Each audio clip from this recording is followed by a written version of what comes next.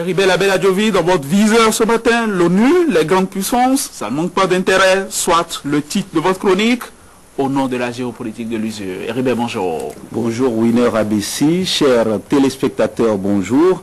S'il y a un moment où l'exercice de la chronique internationale est compliqué, c'est bien celui-ci.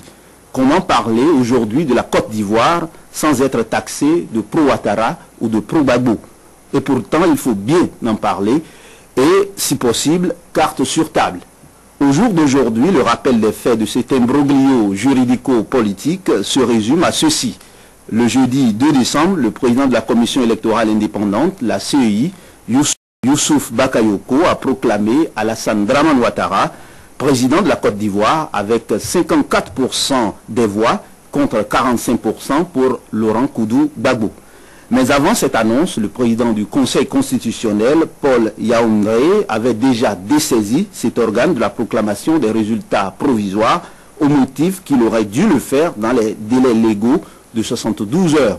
Le lendemain, c'est-à-dire le vendredi 3 décembre, il proclame des résultats définitifs qui donnent gagnant Laurent Koudou-Gbagbo avec 51% des voix contre 48% pour Alassane Dramane Ouattara. La communauté internationale a pris fait et cause pour ce dernier.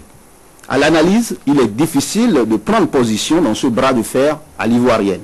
Plusieurs questions s'ouvrent à la réflexion. Pourquoi le président de la CEI ne s'est-il pas borné à publier les résultats des 15 régions sur lesquelles il y a eu consensus avec tous ses pairs? Autrement dit, n'aurait-il pas mieux valu de laisser le soin au Conseil constitutionnel de connaître du cas des autres résultats à polémique? Ceci dans le cadre du règlement du contentieux électoral. En choisissant de n'accepter pour vrai que les résultats proclamés par la CEI, le représentant spécial du secrétaire général des Nations Unies, relayé par la communauté internationale, ne se retrouve-t-il pas dans le rôle de juge et partie? Que cachent les objections de la Russie, voire de la Chine, quant à la manière forte contre le régime de Laurent Koudou-Gbagbo? À quoi s'attendre désormais? Mon intime conviction, c'est qu'il y a quelque chose qui ne tourne pas rond dans tout ce qui se trame au nom de la Côte d'Ivoire. Je suis bien tenté de dire que la CEI aurait pu s'en tenir aux résultats des régions sur lesquelles le consensus convenu est acquis, quitte à ce que le Conseil constitutionnel tranche les cas litigieux.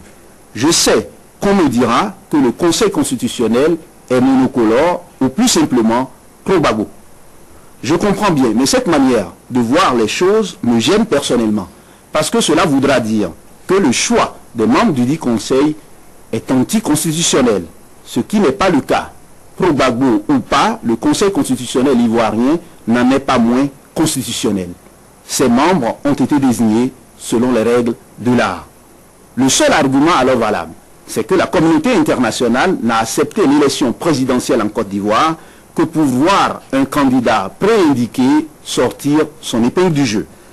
Tout cela sans du deux poids deux mesures lorsqu'on regarde bien des situations où on aurait aimé entendre les Nations Unies après des élections tenues dans des pays en guerre et où elles ont choisi de jouer un rôle peu glorieux. En République démocratique du Congo, au Libéria, pour ne citer que ces deux exemples, il y a encore à redire. On peut comprendre que les membres du Conseil de sécurité des Nations Unies s'entre-déchirent à l'occasion. La Russie offrant son parapluie diplomatique à Laurent Koudou-Gbagbo. D'ailleurs, des acteurs de la scène politique internationale estiment que l'enjeu de la présidentielle ivoirienne n'est aucunement la démocratie ou une quelconque volonté de retour à la normale, mais une course aux nombreuses ressources du pays. Plus précisément, les ressources pétrolières. Qu'en est-il exactement? De toutes les façons, ça fait mal d'entendre que la Côte d'Ivoire, 40% du produit intérieur brut de l'Union économique et monétaire ouest-africaine, prenne le chemin de l'impasse. Au-delà des intérêts des uns et des autres en Côte d'Ivoire, la communauté internationale doit travailler au retour à la paix. Le durcissement des positions ne profite à personne, en tout cas pas au peuple ivoirien. Dommage. Dommage. Heribert Label Adjovi, c'est peut-être la seule chose sur laquelle nous sommes d'accord. Oui, Heribert, mais deux questions. Heribert Label. La première, comment expliquez-vous, comme président du Conseil constitutionnel, qui annonce le redécomptage, il annonce qu'on va revisiter 20 000 PV, puis 24 heures après, donner le résultat. Comment est-ce que vous imaginez qu'on puisse se précipiter de cette façon-là pour installer un président? Toujours la première question. Et la seconde question, est-ce que vous autres qui observez, comme nous tous, qui observez l'actualité internationale, est-ce que vous ne faites pas de l'angélisme quand vous traitez de la Côte d'Ivoire, alors que toutes ces années-ci, on a suivi que c'est l'ONU qui a porté à bout de bras le processus, et que de toute façon, c'est une histoire de rapport de force. Commencez déjà par répondre à la première. Oui, répondre... Parce que vous n'en avez pas parlé, ça. Non, mais répondre à la première question, c'est dire simplement que nous sommes dans une élection, et lorsqu'on parle d'élection, évidemment, il y a des enjeux. Le délai pour, évidemment, le Conseil constitutionnel avait 7 jours pour donner les résultats, ce qui ne l'empêche pas de proclamer cela dans les délais qui ont été...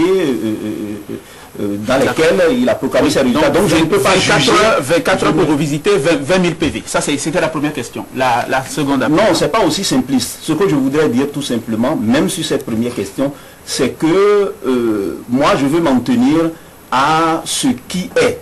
Et ce qui est, c'est que la CEI a proclamé des résultats et que le Conseil constitutionnel a proclamé d'autres résultats. Et pour en arriver à la seconde question, moi, j'aurais aimé que la communauté internationale, parce que de toutes les façons, que ce soit Laurent Gbagbo, que ce soit Alassane Dramane Ouattara, il faut bien qu'il y ait un pays en paix pour qu'il puisse diriger dans de bonnes conditions et que la Côte d'Ivoire puisse reprendre des couleurs au niveau de son économie. C'est ça le plus important. Et en tant qu'Africain, en tant que membre de l'espace UEMOA, je pense que personne n'a intérêt à ce que ce pays s'embrase. Et c'est pour cela que je ne voulais pas verser dans la polémique ce matin, mais souhaiter que la Côte d'Ivoire, avec le soutien de la communauté internationale, puisse reprendre le chemin de la normale. Mais en même temps, vous savez que la démocratie, c'est des règles. Vous faites la politique de l'autruche qui enfonce sa tête complètement en bas. Non, les règles sont respectées. Pour ne rien voir, André Dossa, est-ce que le cas Côte d'Ivoire ne prouve pas la vacuité de la stratégie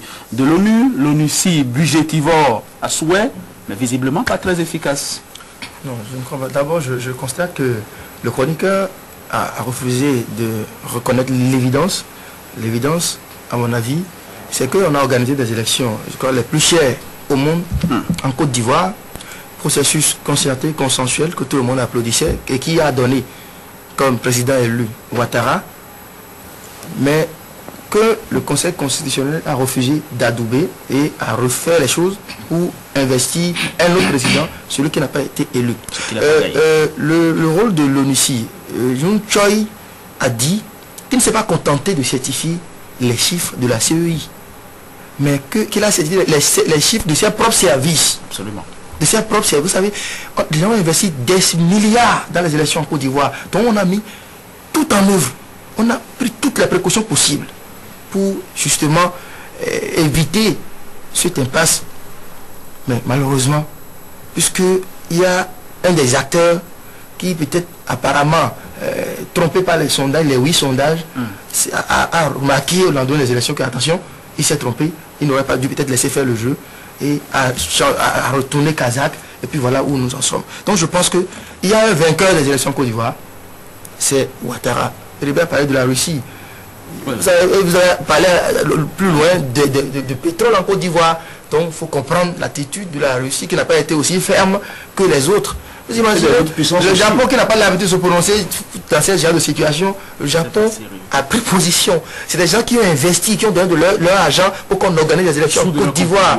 Vous voyez, donc Barack Obama, qui dès son élection a quand même montré sa vision, une nouvelle vision par rapport à l'attitude des dirigeants africains, à l'attitude des Africains en général, a félicité le candidat élu. C'est Ouattara qui est élu en Côte d'Ivoire. Je ne pense pas que l'on puisse parler même de géopolitique, de quelque chose, l'usure, non, pas du tout. Il y a un président élu en Côte d'Ivoire qu'on doit investir, qu'on doit laisser. Non, le fait de pouvoir être totalement... donc je pense qu'il y a un président qui est élu. C'est autour de lui que les Ivoiriens doivent se réunir pour construire leur pays, se réconcilier. Mais c'est pas quand quelqu'un conteste les résultats sortis des urnes, qu'on va peut-être... Non, ça c'est prêter flanc à ce désordre organisé par Laurent Gbagbo et ses amis. Ce n'est pas possible. Donc, je pense qu'il y a une seule position à adopter par rapport à la Côte d'Ivoire, c'est qu'il y a un président élu qu'on doit laisser travailler. C'est aussi simple que ça. On parle de peuple souverain, en effet, il ne faut jamais le perdre de vue, Heribert Abel Adovi.